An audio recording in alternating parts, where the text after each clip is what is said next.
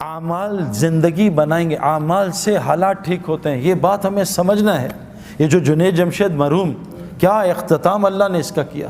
یہ جنید جمشید کوئی تبلیغی بزرگ تھا کوئی بہت بڑا، یا کوئی بہت بڑا، یعنی میں آپ کو کیا بتاؤں میرے پیارو، لوگ مجھ سے آ کے کتنی شکایت کرتے ہیں جنید کی، لیکن جو جنید کی ٹی وی میں حرکتیں آتی تھیں وہ بہت چھوٹے گناہ ہیں، بہت چھوٹے، لیکن جنید گناہ کبیرہ سے، جنید کے منہ سے میں نے کبھی غیبت ہی نہیں سنی میرے پیارو۔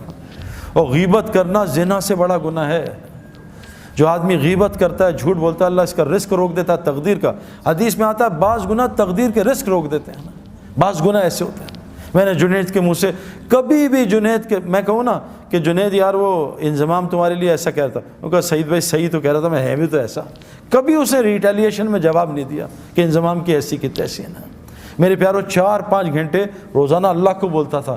جو مخلوق میں اللہ کو بولے گا، پھر دیکھو اللہ اس کا مخلوق میں کیسا موت پہ اس کا تعارف کراتے ہیں۔ اگر اللہ اس کا تعارف یہیں شروع کر دیتا، وہ تو پھٹ جاتا، پاگل ہو جاتا، پتہ نہیں کسی غلط لائن پہ چلا جاتا۔ اللہ نے پوری دنیا کو دکھایا، دیکھو یہ ناچنے گانے والا تھوڑے دین پہ تھا، تھوڑے دین پہ۔ میں اور جنید جمشید، ہمارا دین تو کمزور ہے، ہمیں کتنے سال ہوئے ابھی، کچھ بھی نہیں، کبھی ہم یہاں غلطی کبھی وہاں غلطی، جیسے بیٹسمین ہوتا ہے نا نیا نیا، کبھی سلپ میں آؤٹ کبھی ادھر آؤٹ، تو ہم تو آئے دن آؤٹ ہو جاتے ہیں۔ ذرا سی لڑکیاں آ جائیں تو آنکھیں آؤٹ ہو جاتی ہیں، ذرا سا ماحول غلط آئے تو کان آؤٹ ہو جاتے ہیں، ذرا سا ماحول آئے کبھی زبان آؤٹ ہو جاتی ہے۔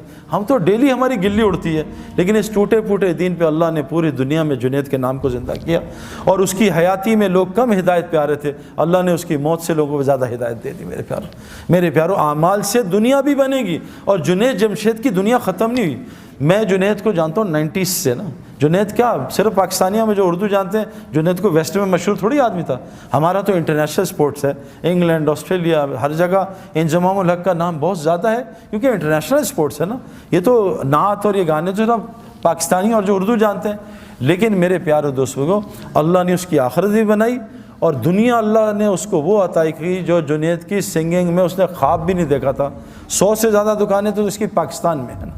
حج پہ جاؤ تو جے جے جے جے جے جے، جہاں جاؤ جنید جمشید۔ جنید جمشید کو شوق تھا، وہ دعا مانگتا تھا اللہ میرے پوری دنیا میں نام مشہور کر دے، اور میرا موت پہ بھی نام مشہور کر دے۔ دیکھو جب انسان اللہ کا کام کرتا ہے نا، پھر اللہ اس کا کام کرتے ہیں۔ جنید جمشید ایسے بیٹھا شب جمعہ میں چترال میں بیان کر رہا تھا، بیان کر کے ایک دم رک گیا، پتہ نہیں کیوں رکا، کہتا ہے میں دعائیں کراؤں گا اپنے لیے، یہ سارا مجمع میرے لیے دعا کرے۔ تو جنید جمشید نے ایک دعا کی کہ اے دعا کرو، اے اللہ مجھے اپنے رستے کے شہادت کی موت دے۔ پورے مجمع نے زور سے کہا آمین۔ دیکھو اللہ تعالیٰ نے اس کو شہادت کی موت بھی دے دی۔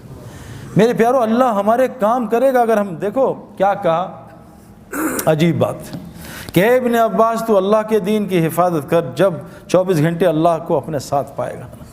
اے ابن عباس تو اللہ کے دین کی حفاظت کر، اللہ تیری حفاظت کرے گا۔ میرے پیارو ہمارے اعمال ہمارے حالات ٹھیک کریں گے۔ اللہ کی قسم پوری دنیا میں حالات خراب ہیں، پوری دنیا میں حالات اور دن بدن خراب ہو رہے ہیں۔ اگر ہم اعمال پہ نہ آئے، اب تو اللہ نے یہ میڈیا پہ اتنے لوگ آ گئے ہیں، یہ مشتاق احمد، یہ انضمام، یہ ہاشم معاملہ، ہاشم معاملہ اپنے ملک کا سب سے عزت والا سٹیزن ہے، مجھ سے لمبی داڑھی ہے اس کی میرے پیارو۔ اور میں جب ساؤتھ افریقہ گیا ڈربن میں، تو میں نے ہاشم کے، جب میں وہاں ادھر میری بات تھی، اس میں 90% نان مسلم تھے، تو ہاشم ابھی بھی جہاز سے اترا تھا انڈیا کا ٹور کر کے، 1.5 مہینے کا سفر کر کے، تو موبائل آن ہوا تو اس کے دوست نے کہا کہ تمہیں گھر چھوڑوں، تمہارے بیوی بچے آئے ہوئے ہیں، کہتے ہیں اور یا سعید انور کا وہاں بیان ہے اسٹیڈیم میں، وہاں جاؤ گے؟